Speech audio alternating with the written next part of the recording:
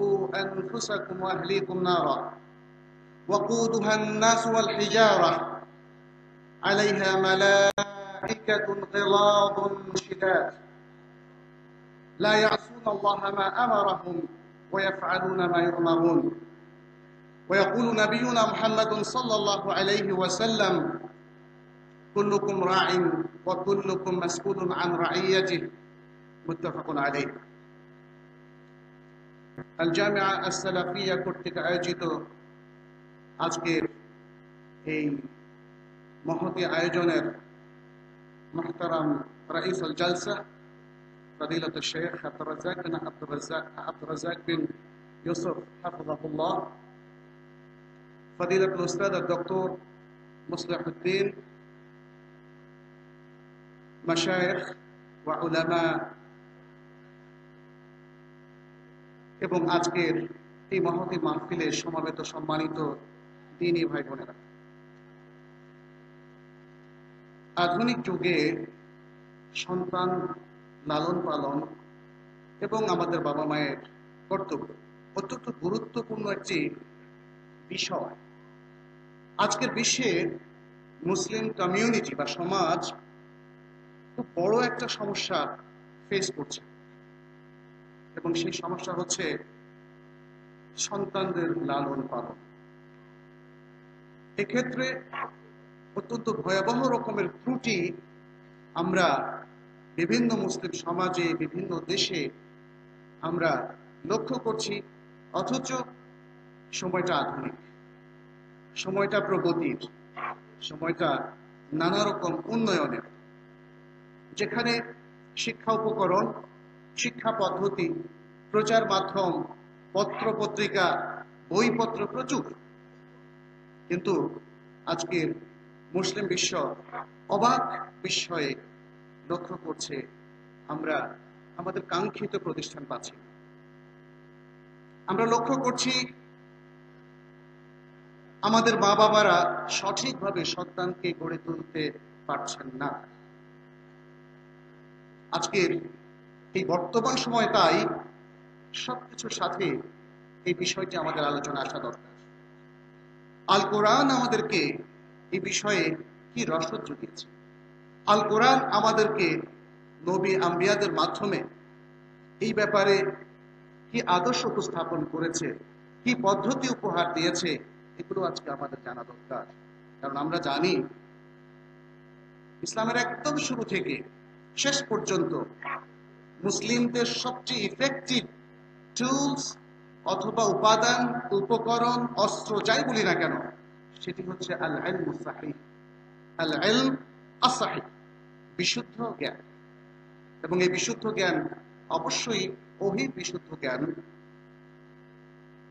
তাহলে এই জ্ঞানকে কিভাবে আমরা অর্জন করতে পারবো, এটাই হচ্ছে মূল কথা। সন্তান লালন পালনে এই জ্ঞান কিভাবে পিতামাতা তাদেরকে প্রদান করে তাদেরকে আলোকিত করবে, এটি হচ্ছে মূল কথা।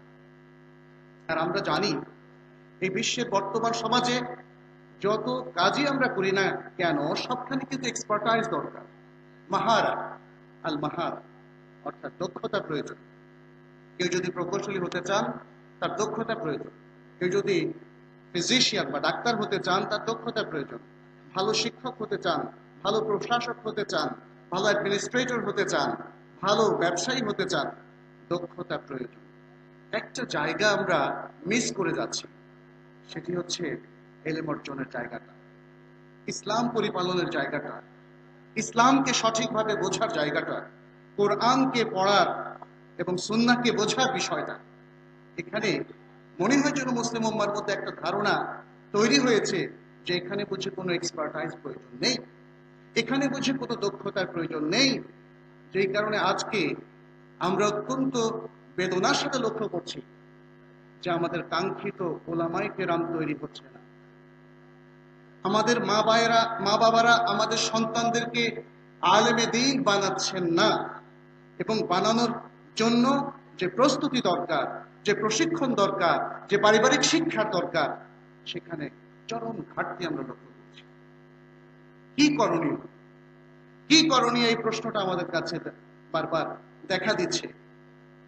আর মা বাবারাও যখন খুঁজতে যান যে আমি কোথায় ভালো গাইডেন্সটা পাবো, কোন প্রতিষ্ঠানে ভালো শিক্ষাটা পাবো, আমাদের কাছে যতজনই জিজ্ঞেস করতে আসেন, আসলে কাঙ্ক্ষিত মান যেহেতু কোথাও পাওয়া যায় না, আমরা বিভিন্ন জায়গায় পাঠাই, কিন্তু মা বাবারা কিন্তু একের পর এক স্কুল পাল্টাতে থাকেন, একের পর এক প্রতিষ্ঠান পাল্টাতে থাকেন, এবং তারা দিশেহারা বোধ করেন কি করা উচিত। এখানে আমাদের প্রথমত মা বাবাদেরই আসলে কিছু জ্ঞান অর্জন করা দরকার, এখানে তাদেরই কিছু এক্সপার্টাইজ অর্জন করা দরকার কোরআন এবং সুন্নাহ থেকে, যে কিভাবে আমি আমার সন্তানকে তৈরি করব। আর পরবর্তী দায়িত্ব হচ্ছে আল্লাহ, ওয়াল্লাযীনা জাহাদু ফীনা লানাহদিয়ান্নাহুম সুবুলানা, যারা আমার পথে প্রচেষ্টা করে তাদেরকে অবশ্যই পথ দেখাবো। কিন্তু আমাদের মা বাবারা কি সিরিয়াস? আমরা যারা আছি আজকে, যারা দ্বীনের কথা বলছি, সহিহ তরিকার কথা বলছি, সহিহ আকীদার কথা বলছি, আমরা কি সকলেই আসলে এই সহিহ ইলমটা অর্জন করতে আগ্রহী? আমরা কি আমাদের সন্তানদেরকে সঠিকভাবে ইসলামিক জ্ঞান দিতে আগ্রহী, নাকি তাদেরকে আধুনিক শিক্ষা শিক্ষিত করে পৃথিবীর যশ জৌলুস বিত্ত বৈভব অর্জন করতে আমরা বেশি আগ্রহী? সেই প্রশ্নটার সমাধান আসলে আগে হওয়া দরকার, এবং তারপরেই আসা যেতে পারে আমাদের নিয়তকে বিশুদ্ধ করার পর, আমাদের লক্ষ্যকে স্থির করার পর, যে আমরা আসলে কি চাই। যদি সত্যি সহিহ ইলমকে চাই, তাহলে তো ওই নিয়মটা আমাদের মেনে চলতেই হবে, হাত্তা তাতাআল্লাম লা বুদ্দা আন তাতাআল্লাম। যাতে আমরা শিখতে পারি আমাদেরকে অবশ্যই কষ্ট করতে হবে, আমাদেরকে অবশ্যই পরিশ্রম করতে হবে, আমাদেরকে অবশ্যই অনেক চেষ্টা প্রচেষ্টা এবং প্ল্যান প্রোগ্রাম পলিসি নির্ধারণ করতে হবে।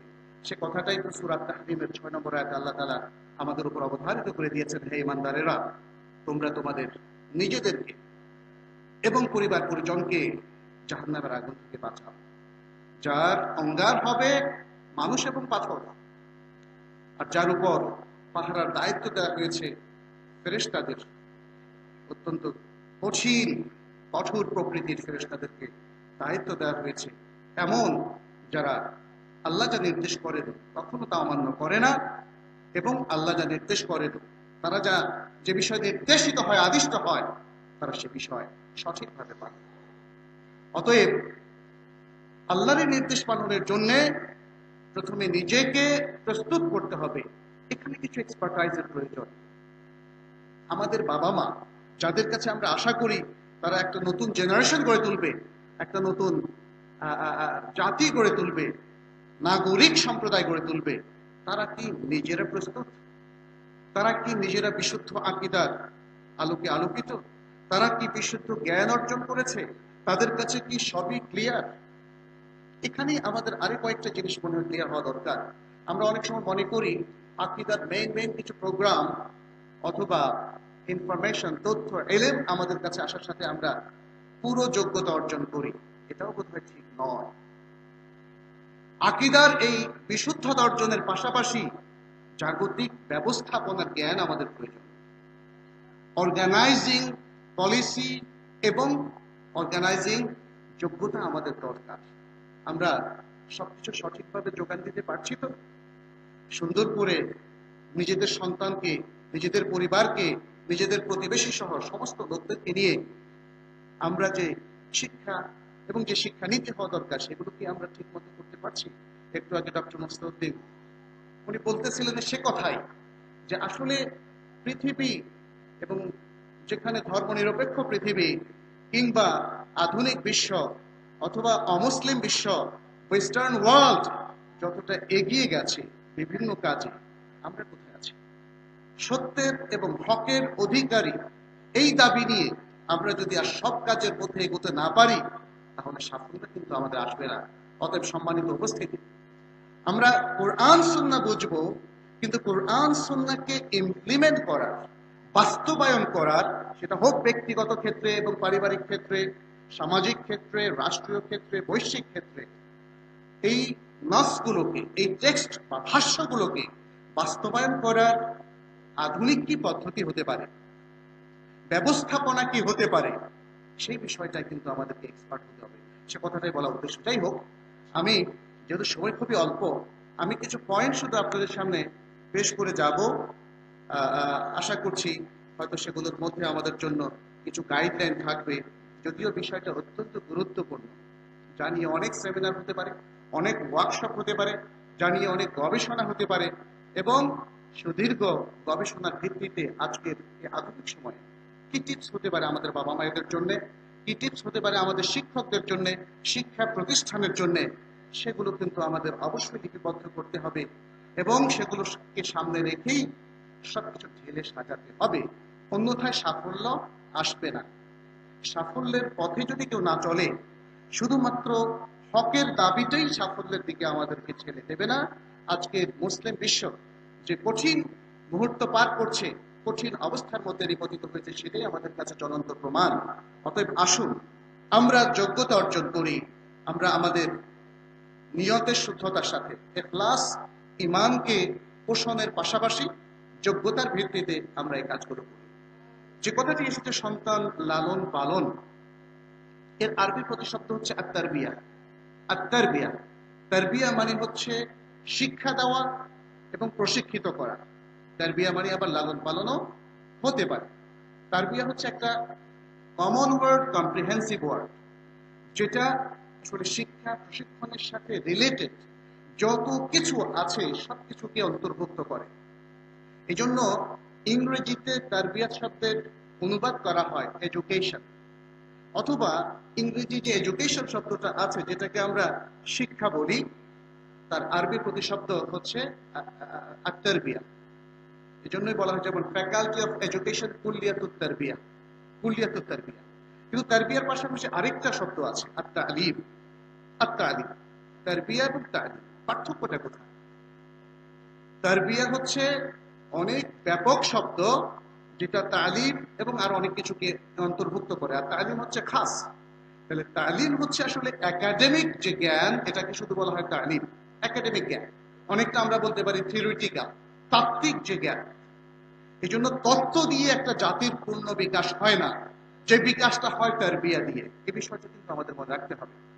আমি যদি আজকে কোরআন মুখস্থ করে ফেলি, সহিহাইন মুখস্থ করে ফেলি, কিংবা সুনানের কিতাবগুলো মুখস্থ করে ফেলি, আর তারবিয়া যদি আমার না থাকে, তাহলে এই মুখস্থ কিন্তু আমার খুব বেশি কাজে আসবে না, আমাদের জীবনে খুব বেশি প্রভাব বিস্তার করবে না। আজকে আমরা অনেকে অবাক হই যে বাংলাদেশের কোনো কোনো মাদ্রাসায়, কোনো কোনো এলাকায় আমরা যতটুকু জেনেছি, তারা বুখারী খতম করে তাআব্বুদান, তাআব্বুদান অর্থাৎ ইবাদত হিসাবে। অনেক সময় কোনো কোনো লোক বিপদে পড়লে 50,000 টাকা দিয়ে আলেম ওলামাদেরকে দিয়ে বুখারী খতম করা, মুসলিম খতম করা। আর এদেশের অধিকাংশ মাদ্রাসায় আমরা জানি, যেখানে খুব সিরিয়াসলি পড়াশোনা হয়, বুখারী মুসলিম খতমের জন্য একটা প্রতিযোগিতা চলে এবং ছাত্ররাও চেষ্টা করে একবার খতম করে দিতে চায়, অর্থাৎ পড়ে শেষ করতে চায়। কিন্তু প্রশ্ন হচ্ছে, এই পড়াটা কি আমাদের জীবনে বাস্তব হয়ে দেখা দেয়? আমরা কি বুখারী মুসলিমের মতো উম্মাহ, যে দুটো গ্রন্থের হাদিসকে কবুল করেছে, গ্রহণ করেছে, তালাক্কাতহুমা আল উম্মাতু বিল কবুল, সেই দুটো গ্রন্থের হাদিস সবগুলো কি আমরা আসলেই বাস্তবায়ন করছি আমাদের ইবাদতের ক্ষেত্রে, আমাদের মুআমালাতের ক্ষেত্রে এবং আমাদের আকীদা বিশ্বাসের ক্ষেত্রে? কিতাবুত তাওহীদ সহিহ আল বুখারী, এটা অত্যন্ত প্রতিধানযোগ্য চমৎকার বই, এটা অনেকেরই দৃষ্টি এড়িয়ে যায়।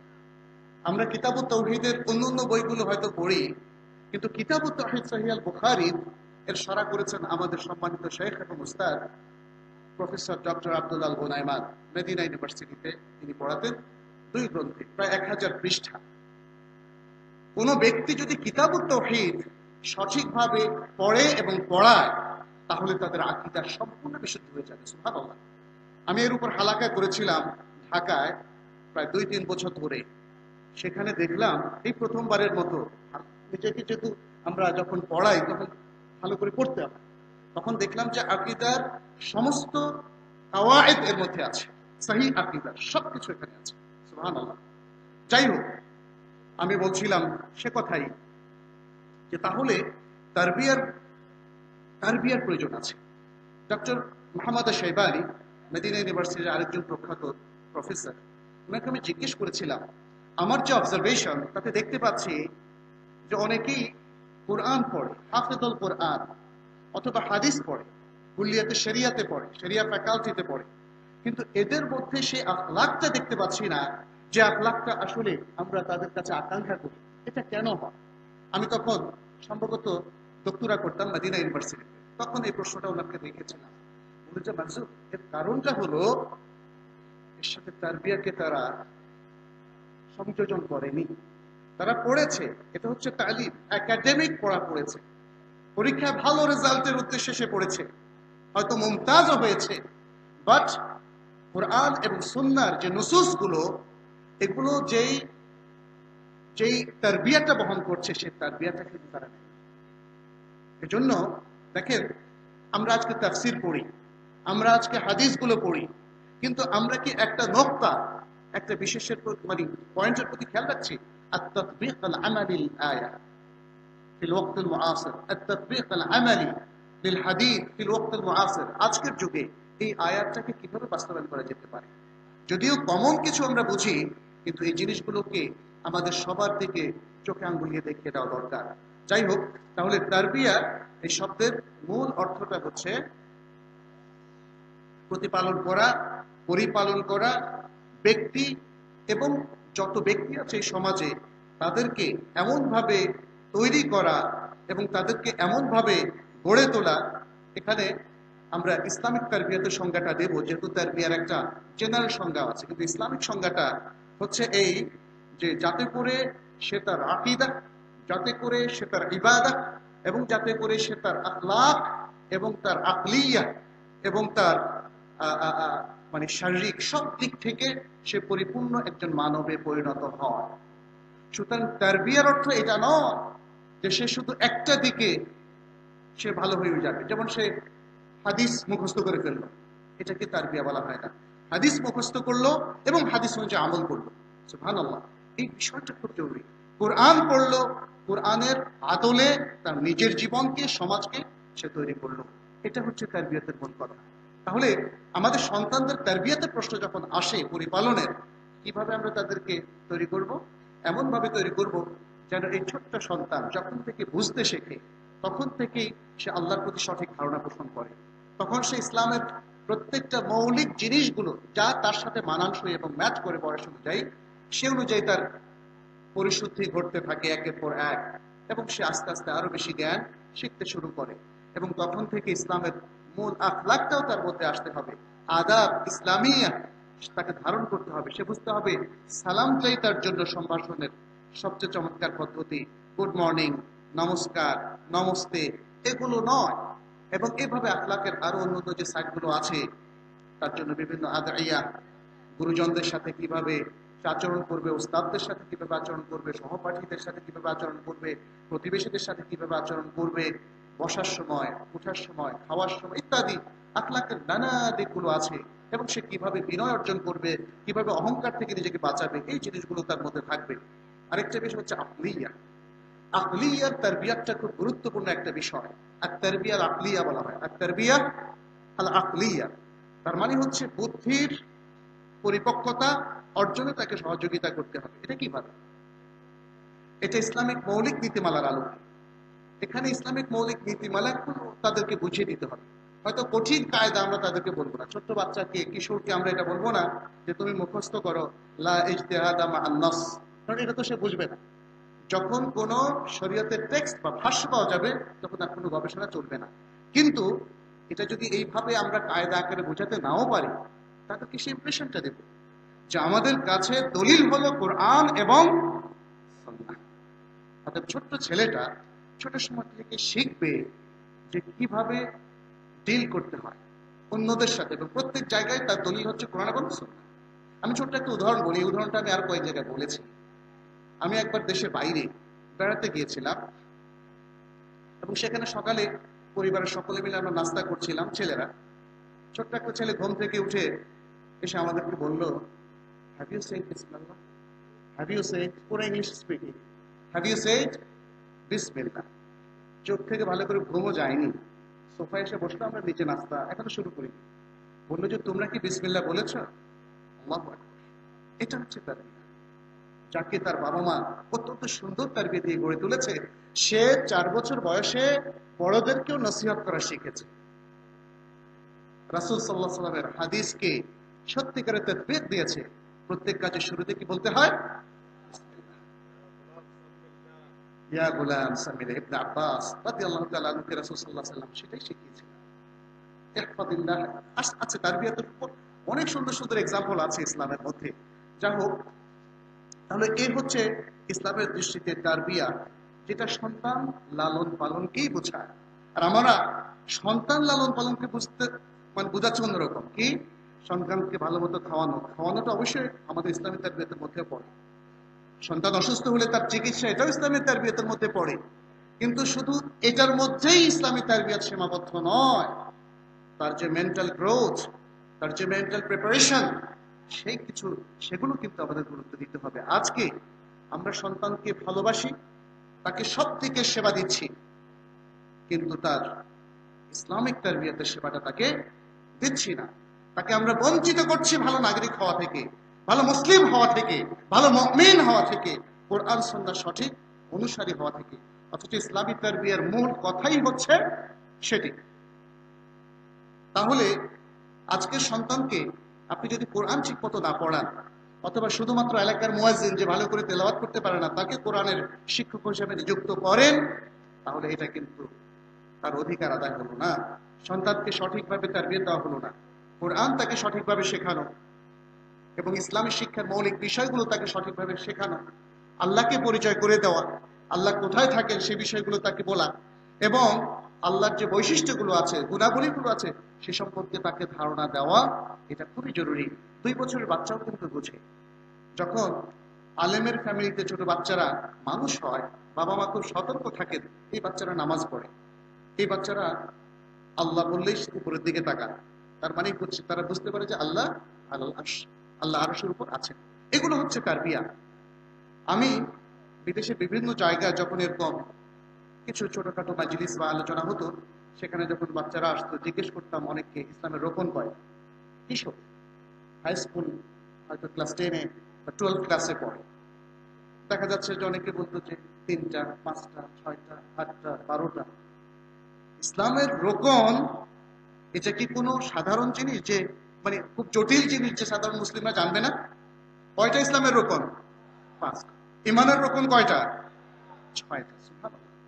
অথচ আমাদের মুসলিম সন্তানেরা এখন আর এই বিষয়গুলো ভালো করে জানে না। পাশাপাশি আল্লাহ কোথায় আছেন এটা জিজ্ঞেস করলে তো সবাই এক বাক্যে ভুল উত্তরটাই দিয়ে দেয়। অথচ এগুলো মৌলিক। যে এখানে ঠিক উত্তর আসবে আমি তো জানি, কিন্তু আমি বলছি আসলে সার্বিক চিত্রের কথা যেটা নিয়ে, কারণ আমাদের আজকের এই আলোচনাটা শুধু আপনাদের জন্য নয়, বরং সারা দেশের সকল মুসলিমদের জন্য, যারা আসলে খুব সিরিয়াসলি, খুব সতর্ক হওয়া দরকার, সিনসিয়ার হওয়া দরকার কিভাবে তাদের সন্তানদেরকে তারা তারবিয়ত দিবে। তবে এই পীড়াটা আমি বুঝি। আমাদেরকে অনেকেই প্রশ্ন করেন তো, কোথায় সন্তানদেরকে দিবে, কিভাবে দিব, ইত্যাদি অনেকগুলো। এজন্য আমি ফাঁকি দিয়ে একটা কথা শুধু বলে দেই যে আসলে প্রতিষ্ঠানের ভৌত অবকাঠামো থেকে আরম্ভ করে আজকের যুগের একটা সুন্দর প্রতিষ্ঠান যতটা পারফেক্ট হতে পারে, ততটা পারফেকশনের জন্য এখানের যারা দায়িত্বে আছেন, বিশেষ করে শেখ আব্দুর রাজ্জাক, তাকে অনুরোধ করব, সবাইকে অনুরোধ করব সেই চেষ্টাটা করার জন্য। আর আপনারা যারা এখানে আছেন কিংবা আজকে যারা এখানে উপস্থিত হননি, তাদের প্রতি আমরা আবেদন রাখবো, আপনারা সাহায্যের হাতটা বাড়িয়ে দিন। কারণ এটা শুধু ইচ্ছা পোষণ করলে, স্বপ্ন দেখলেই সম্ভব নয়। এর জন্যে যে পৃষ্ঠপোষকতা দরকার, অর্থনৈতিক এবং অন্যান্য পৃষ্ঠপোষকতা, সেটা হলেই এটা সম্ভব। অনেক শিক্ষক রাখা প্রয়োজন। শিক্ষকের সাথে ছাত্রের রেশিওর একটা বিষয় আছে।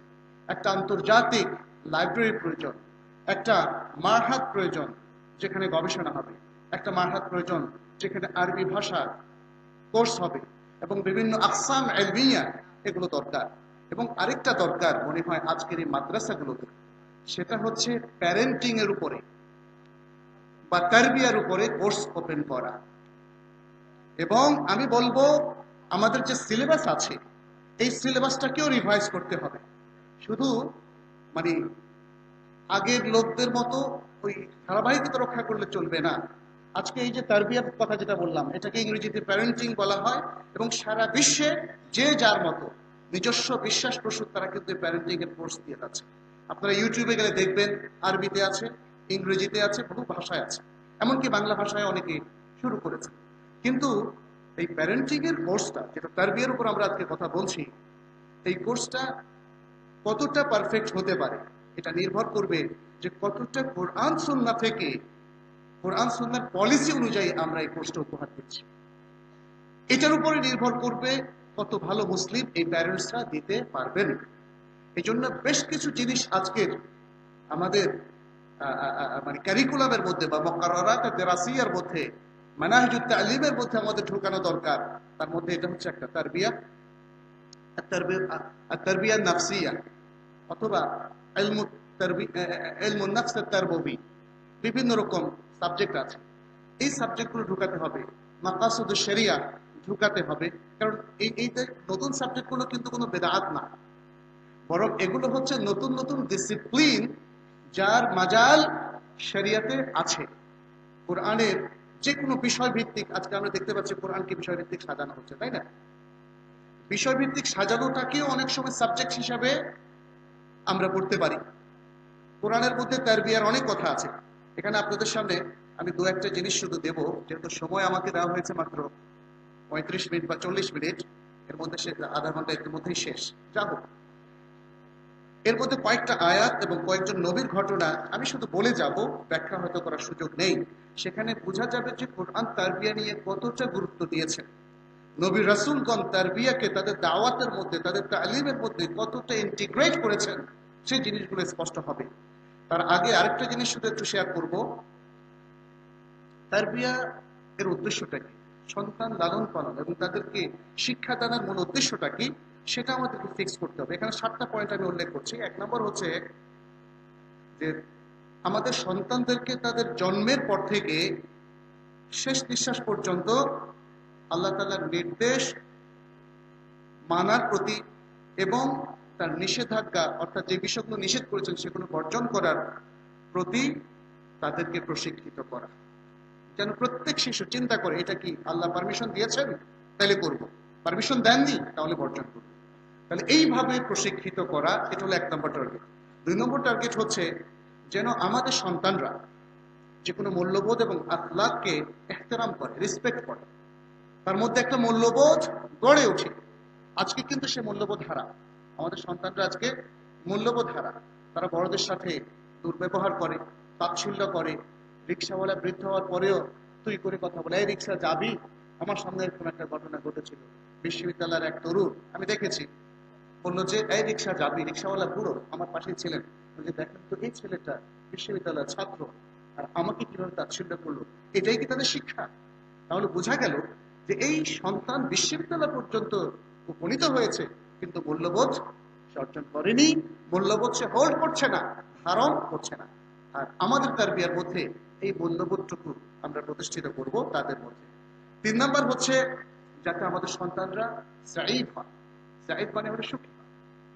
মূল্যবোধ যাদের আছে এবং যারা যে কোনো মূল্যে সে মূল্যবোধকে মেনে চলে, তারাই পৃথিবীতে সবচেয়ে সুখী। যদিও সে কুড়ে ঘরে থাকে, যদিও তার কাছে কোনো টাকা না থাকে, যদিও সে তার পকেটের সব টাকা উজাড় করে আল্লাহর পথে ব্যয় করে। সুবহানাল্লাহ, এরকম সন্তানকে আমরা তৈরি করতে চাই। 4 নম্বর হচ্ছে সন্তানরা যাতে অন্যদের প্রতি সহমর্মিতা বোধ করে, ভালোবাসা বোধ করে, সমস্ত মুসলিমকে বিশেষ করে তারা ভালোবাসে এবং মানুষের প্রতি তারা দরদ রাখে, মানবিক কারণেই দরদ রাখে। 5 নম্বর হচ্ছে যেন সে মেধাবী হয় এবং সামাজিক হয়। মুসলিম সন্তান যেন মেধাবী হয় এবং সামাজিক হয়। এবং 6 নম্বর হচ্ছে যেন আমাদের সন্তান সে মনস্তাত্ত্বিক দিক থেকে, মনের দিক থেকে সে স্যাটিসফাইড হয়, সে একজন নিশ্চিন্ত, একজন সুখী, একজন দক্ষ মানব শক্তিতে রূপান্তরিত হয়। এবং 7 নম্বর হচ্ছে যেন আমাদের সন্তান সাহসী হয় এবং বীর পুরুষে পরিণত হয়, যেন সে কাপুরুষ না হয়, যেন সে ভীতু না হয়। এই হলো বেশ কয়েকটা উদ্দেশ্য, যে উদ্দেশ্যের বাইরে অন্য উদ্দেশ্য থাকতে পারে। আল্লাহ তাআলা এই 7টা উদ্দেশ্যের দিকে ইঙ্গিত করেছেন সূরা আল ফুরকানের 74 নম্বর আয়াতে, বলছেন والذين يقولون ربنا هب لنا من أزواجنا وذرياتنا قرة أعين وجعلنا للمتقين إماما।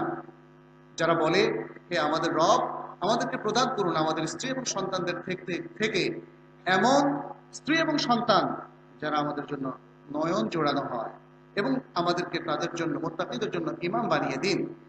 ইমাম বাগাউই কুররাতা আয়ুনিন এই আয়াতের তাফসিরে বলছেন আয় আউলাদান আবরারান আতকিয়া, অর্থাৎ এমন সন্তান দিন যারা হবে পুণ্যবান এবং যারা হবে মুত্তাকি।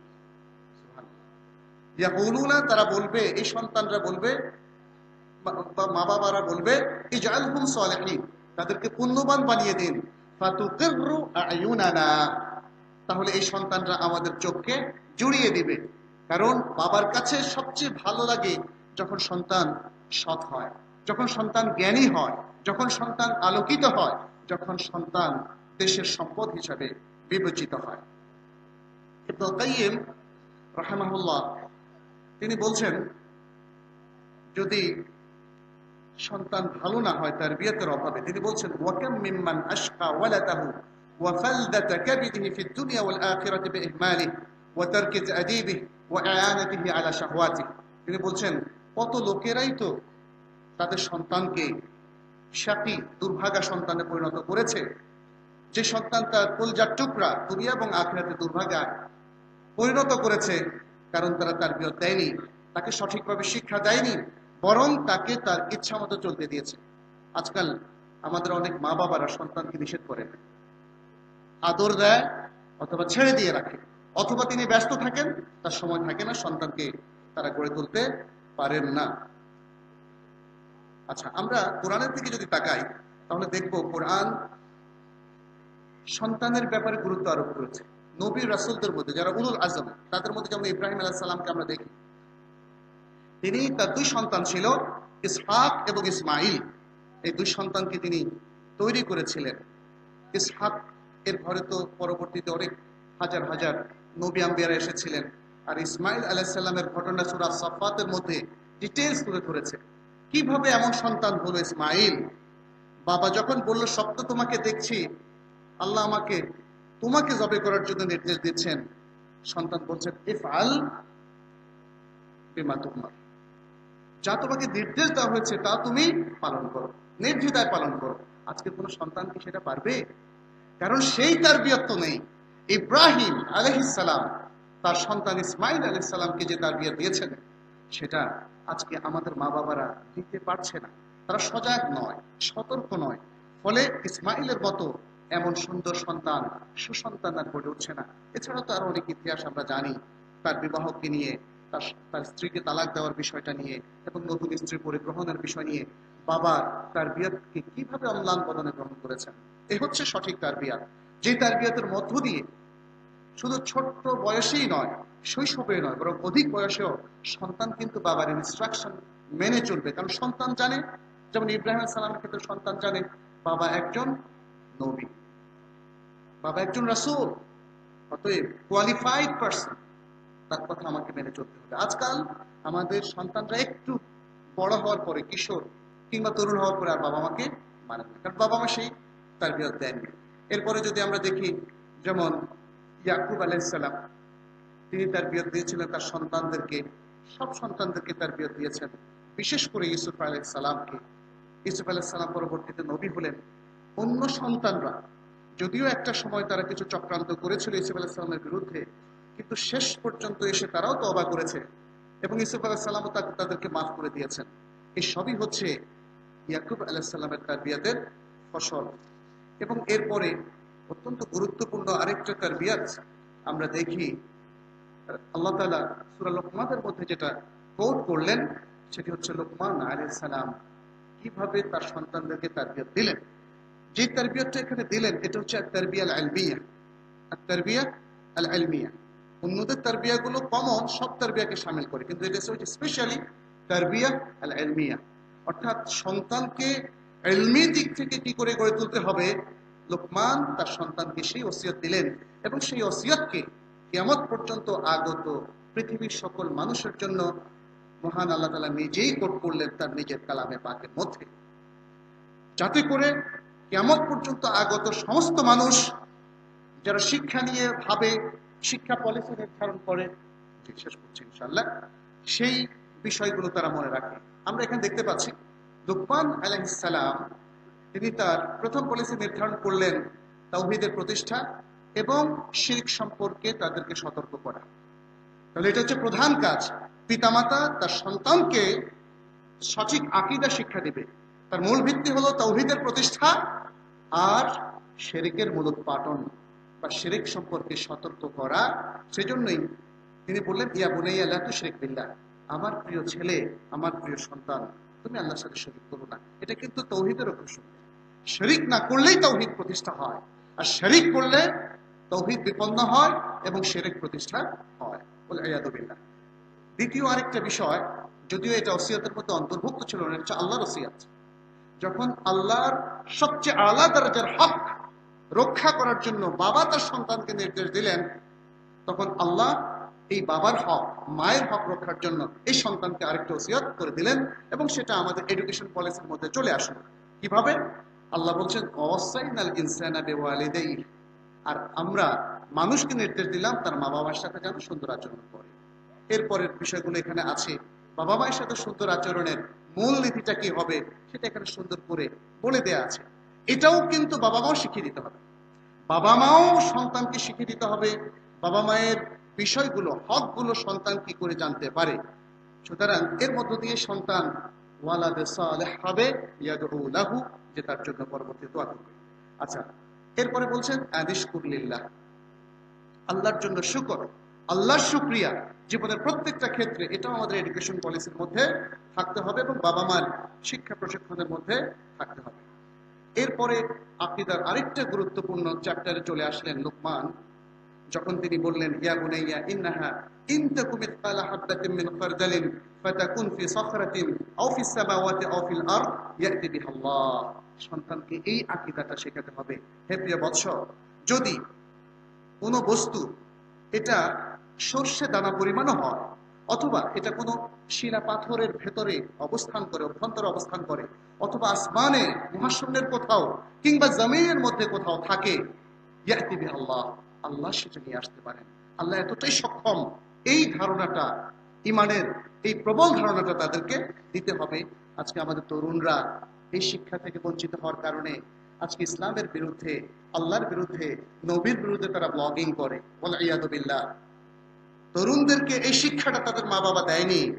আজকে যারা ইসলামিক পরিবার, মনে রাখবেন, আপনারাও যদি সতর্ক না হন, আপনাদের সন্তানরাও দেখবেন একদিন বকে যেতে পারে। আল্লাহ মাফ করুন, আল্লাহ রক্ষা করুন আমাদের সন্তানদের। এরপরে ইবাদতের তারবিয়া দেওয়া হচ্ছে, ইবাদতের তারবিয়া। ইকামতুস সালার মধ্যে বলছেন, ইয়া বুনাইয়া আকিমিস সালাহ। তাহলে ইবাদত শেখানো হচ্ছে। তাহলে আমাদেরকে ইবাদত শেখানো হবে। এখানে একটা জাস্ট একটা ইবাদত, কিন্তু আমাদের ইবাদত তো অনেকগুলো। তাহলে আমাদের শেখাতে হবে অজু, প্র্যাকটিক্যালি অজু, সালাত, সিয়াম, যাকাত ইত্যাদি সবকিছু আমাদেরকে শেখাতে হবে। কোরবানি এবং আরো অন্যান্য দান, খেরাত, সাদাকা ইত্যাদি সবকিছু শেখাতে হবে। অন্যের উপকার করা যায় কিভাবে, সদাচরণ কিভাবে করা যায়, ইয়াদাতুল মারিদ, যেগুলো কোরআন সুন্নাহ আরো অনেকগুলো মানে আমলাতের মধ্যে ইবাদতের বিষয় বর্ণনা এসেছে। এরপর ওয়া'মুর বিল মা'রুফ ওয়ানহা আনিল মুনকার, এই কাজগুলো শেখাতে হবে। ভালো কাজ দেখলেই মানে মানুষকে ভালো কাজে নির্দেশ দেওয়া। রিয়াদে আমার মনে আছে একবার বেড়াতে গিয়েছিলাম একজন ভাইয়ের বাসায়, তখন ছোট্ট একটা মেয়ে, আমি ওনার বাসায় খবর দেখছিলাম সৌদি টিভিতে, হঠাৎ অ্যাডভার্টাইজ এসে গেল। অ্যাডভার্টাইজের মধ্যে মেয়েরা আসে মানেই তো আসলে এটা আকাঙ্ক্ষিত না। মেয়েটা বলে, এই টিভি বন্ধ করো, টিভি বন্ধ করো। এর বয়স 5 থেকে 6 বেশি হবে না। আমি বললাম, বাহ কি সুন্দর, আমর বিল মারুফের কাজটা করছে মেয়েরা। কাকে? মনজুর ইলাহিকে এবং আরেকজন। এটা হচ্ছে, তাহলে সন্তানকে এইভাবে গড়ে তুলতে হবে। সন্তান তার বাবাকে বলবে বাবা ঘুষ খাবে না, তার মাকে বলবে সুদ খাবে না। যখন সে এটা বুঝতে শুরু করবে সুদ আর ঘুষটা কি, তাই এই হচ্ছে সন্তান, এই হচ্ছে সুসন্তান। সন্তান বাবাকে বলবে, বাবা এটা ঠিক হচ্ছে না, তুমি এই আচরণ করলে বুয়ার সাথে, মা এটা আচরণ করলে ঠিক হচ্ছে না। সন্তানকে এতটা ভালো আমাদেরকে করতে হবে, সন্তানকে সবর শেখাতে হবে, সন্তানকে আখলাক শেখাতে হবে। এবং সেই আখলাকের বিষয়টা আমরা দেখি লুকমান তার সন্তানকে কিন্তু শিখিয়েছেন, যখন তিনি বলেছেন লা তুসা'র খাদ্দাকা লিন-নাস ওয়া লা তামশি ফিল আরদি মারাহা ইন্নাল্লাহা লা ইউহিব্বু কুল্লা মুখতালিন ফখুর। এভাবে একের পর এক অনেকগুলো বিষয় আমাদের সামনে আছে। আমি শুধু এখন 3-4টা পয়েন্ট উল্লেখ করে আর 3-4 মিনিট সময় নেব, শেষ করব। তাহলে কোন কোন বিষয়ে সন্তান প্রতিপালনের ক্ষেত্রে আমাদের সজাগ দৃষ্টি রাখতে হবে? এক নম্বর হচ্ছে আল বিনা আল আকাদি। আল বিনা আল আকাদি অর্থাৎ তাদের আকীদার ফাউন্ডেশন তৈরি করে দিতে হবে, যেন আর কোনোদিন এই সমাজের মধ্যে যত শিরিক আছে, বেদাত আছে, কুফর আছে, কোনোটার মধ্যে সম্পৃক্ত না হয়। আজকে এই জায়গায় ঘাটতির কারণে দেখেন কিছুকাল পরেই আমার সন্তান গিয়ে অমুক পীর তমুক পীরের পিছু ধরে কিংবা অমুক মাজারের সাথে লিঙ্কড হয়। এবং সবচেয়ে অবাক লাগে আজকাল যখন আমরা শুনি যে বিভিন্ন বাগি যারা আছে, দেওয়ান বাগি, অমুক বাগি, তমুক বাগি, এখানে বড় বড় শিক্ষিত লোকদের পাওয়া যায়, বড় বড় অফিসারদেরকে পাওয়া যায়, প্রফেসরদেরকে পাওয়া যায়, সচিবদেরকে পাওয়া যায়। এটা বুঝতেই হবে তাহলে এই বড় বড় লোকদের বাবা মারা কিন্তু তাদেরকে এই জিনিসটা আকীদার ফাউন্ডেশনটা করে দেয়নি, যে কারণে এই ত্রুটিটা ঘটছে। 2 নম্বর হচ্ছে তাদের যে মনস্তাত্ত্বিক এবং আবেগ ভিত্তিক যে বিষয়টা আছে এটাকে তৈরি করে দেওয়া, যেন সে আবেগ দ্বারা তাড়িত হয়ে আল্লাহর নাফরমান না হয়, রাসূল সাল্লাল্লাহু আলাইহি ওয়াসাল্লামের অবাধ্যতার মধ্যে না চলে যায়। আর সাইকোলজিক্যালি তাকে স্ট্রং করতে হবে, যেন সে যেমন তার টাকনুর উপরে পাজামা পড়তে ইনফেরিয়রিটি কমপ্লেক্সে না ভোগে, নিজেকে হীনমন্য মনে না করে। আজকাল দেখবেন অনেকে দাড়ি ছেড়ে দিতে হীনমন্যতায় ভোগে, টুপিতে হীনমন্যতায় ভোগে, তারপরে প্যান্ট অথবা পাজামা টাকনুর উপরে পড়তে হীনমন্যতায় ভোগে। কিন্তু যখন সেটা আবার ফ্যাশন, তখন কিন্তু আর সমস্যা নেই, তখন 3/4 চলে। আজকাল আপনি যদি সকালে পার্কে হাঁটতে যান দেখবেন যে হাফ প্যান্ট পরে চলতেছে অনেক। এই বিষয়গুলো এখানে ঠিক করতে হবে। এরপর হচ্ছে আল বিনা আল জিসমি, তার শারীরিক দিকটাও কিন্তু আমাদের নজরে আনতে হবে। এই ব্যাপারে আমাদের তেমন কিছু বলার নেই, কারণ এই ব্যাপারে সব মা বাবা আমাদের চাইতে বেশি সজাগ। এরপরে হচ্ছে আল বিনা আল ইলমি ওয়াল ফিকরি, আরেকটা অত্যন্ত গুরুত্বপূর্ণ বিষয়, তার একাডেমিক ফাউন্ডেশন এবং তার চিন্তার ফাউন্ডেশন, চিন্তা জগতে সে কোথায় বিচরণ করছে এটা খবর কিন্তু বাবা মাকে নিতেই হবে। বাবা মারা এখন অ্যান্ড্রয়েড ফোন কিনে দিচ্ছে, ছেলেটা ক্লাস 5-এ গোল্ডেন A+ পেলো বা 8+, নাও এটা তোমার পুরস্কার, অথবা ট্যাব। কিন্তু এই ট্যাবটাকে নিয়ে যে সে তার চিন্তার জগতে অন্য আরেকটা জগতে চলে যায়, তাই না, সেই খবরটা কিন্তু আমরা বাবা মা রাখি না। এই জন্য বাবা মাকে সবচেয়ে বেশি প্ল্যান করতে হবে এটা নিয়ে, তার একাডেমিক প্রতিষ্ঠা এবং তার ফাউন্ডেশন। কোন মাদ্রাসায় দিবেন, কি দিয়ে শুরু করবেন, কোরআন দিয়ে বা ছোট ছোট হাদিসগুলো মুখস্থ করাবেন, নাকি আকদম বাকদম ঘোড়াদম সাজে শেখাবেন, এই বিষয়গুলো কিন্তু আমাদেরকে নির্ধারণ করতে হবে। আমাদেরকে ভালো শিক্ষকের কাছে দিতে হবে। সন্তানদেরকে যারা রোল মডেল হতে পারেন এই সমাজের, যারা ভালো আলেম স্কলার, যারা সহি আকীদা সহি পথে চলেন, এদের সাথে আমাদের সন্তানদেরকে ট্যাগ করে দিতে হবে। হয়তো তাদের লেকচার শুনবেন, অথবা তাদের সাথে সরাসরি সাক্ষাৎ করবেন, অথবা তাদের প্রতিষ্ঠানে পড়বেন। এই বিষয়গুলো খুব প্রয়োজন। আর সবচেয়ে এর পাশাপাশি আরেকটা হচ্ছে আল বিনা আস-সাহি, তার স্বাস্থ্যের দিকেও খেয়াল রাখতে হবে। এবং এই লাস্ট বিষয়টা, এটা শুধু আমাদের মা বাবা নয়, এটা আমাদের প্রতিষ্ঠানগুলো দেখতে হবে। আমি চাই না এই প্রতিষ্ঠানে এখানে কি ডাক্তাররা এসে দেখে যান প্রতি মাসে একবার বা 2 মাসে একবার, এটা কিন্তু ব্যবস্থা করতে হবে। আমি রিয়াদে মালিক সৌদ ইউনিভার্সিটিতে একবার বেড়াতে গেলাম, দেখলাম যে সেখানে অত্যন্ত জুয়েল একজন ছাত্র, ক্লাসে মনে হয় ফার্স্ট সেকেন্ড এরকম, মুমতাজ তো বটেই, কিন্তু তিনি এত অসুস্থ, তার প্রায় আমাশয় হয় এবং ব্যাক পেইনের ব্যথা। জিজ্ঞেস করলাম কেন, সারা জীবন দেশে থাকতে উনি পরিবর্তিত ছাত্র ছিলেন, প্রচুর পড়াশোনা করতেন, রাত জেগে, কোনো নিয়ম নাই, কানুন নাই। তাহলে এখন দেখেন এত জুয়েল ছাত্র হয়ে, এত বড় ভালো আলেম হয়ে কি হলো, ওনার কিন্তু আর কন্ট্রিবিউশন দেওয়ার ক্ষমতা নাই। মুসলিম কিন্তু সূর্যবীর্যের জাতি, তারা স্বাস্থ্য সচেতন, যেভাবে তারা ইলম সচেতন সেভাবে তারা স্বাস্থ্য সচেতন। অতএব এই সব কিছু আমাদের তারবিয়ার মধ্যে ইনক্লুড করতে হবে, এবং ইনক্লুড করতে হবে আমাদের পারিবারিক তারবিয়ার মধ্যে। বাবা মা যেখানে তাদের এই কর্তব্যগুলো পালন করবেন, এ ব্যাপারে আসলে আরো অনেক সুন্দর সুন্দর ডিসকাশন আছে। আপনারা ইউটিউবে গেলেও খুব সুন্দর সুন্দর আলোচনা পাবেন, কিংবা সুন্দর সুন্দর সাহিত্যের অনেক সুন্দর সুন্দর বই আছে, এগুলো সব আপনারা পড়তে পারেন। ইংরেজিতে আছে, আরবিতে আছে। যেহেতু আলোচনার সময় কম, এই জন্য আর ডিটেলস বলা গেল না, কিন্তু আমি মনে করি এই পয়েন্টগুলো শুধু বাবা মা নয়, বরং প্রত্যেক শিক্ষকের মনে রাখতে হবে, মুসলিম শিক্ষকের এবং শিক্ষা প্রতিষ্ঠানেরও এই পলিসিগুলো মনে রেখেই তাদের সবকিছু তৈরি করতে হবে। তাহলেই আমরা একটা সফল জেনারেশন পাবো, একটা জিল পাবো, যেই জিল আমাদের অতীতের সমস্ত ব্যর্থতা ছেড়ে ইনশাল্লাহ আরেকটা নতুন প্রভাত উপহার দিবে, একটা নতুন উম্মাকে চলার পথ দেখিয়ে দিবে।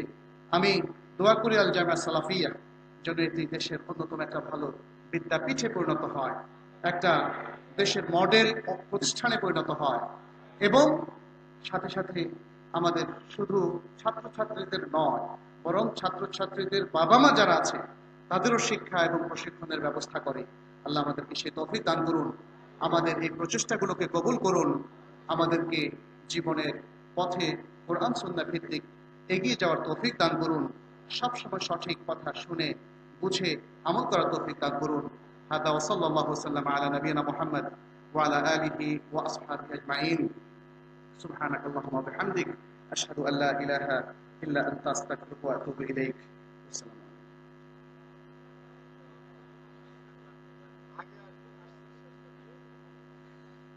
খুবই চমৎকার, খুবই গুরুত্বপূর্ণ আলোচনা শুনছিলাম আমরা। আসলে শেখকে সরাতে ইচ্ছা করছিল না, কিন্তু আমাদের হাতে সময় দিচ্ছিল না। আমরা অনুষ্ঠানের একেবারে শেষ পর্যায়ে এসে গেছি। এই মুহূর্তে অনুষ্ঠানের সম্মানিত সভাপতি এবং আল জামিয়া সালাফিয়ার নারায়ণগঞ্জ এবং রাজশাহীর প্রতিষ্ঠাতা ও পরিচালক শেখ আব্দুর রাজ্জাক বিন ইউসুফ আমার শ্রদ্ধাভাজন শিক্ষক, তিনি তার বিষয়বস্তুর উপরে কথা বলবেন এবং সমাপনী ভাষণ একসাথে শেষ করবেন। তার আজকের বিষয় পর্দা।